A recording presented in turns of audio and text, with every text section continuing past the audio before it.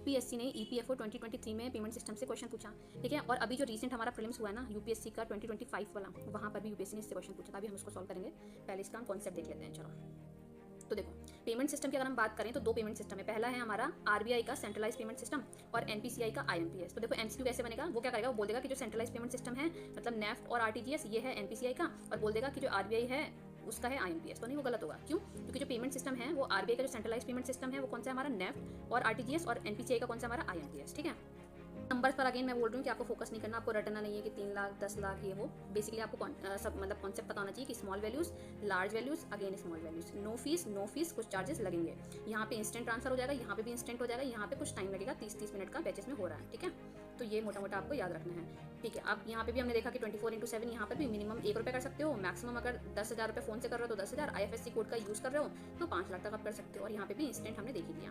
अब अगेन यहाँ पर भी बैंक यूज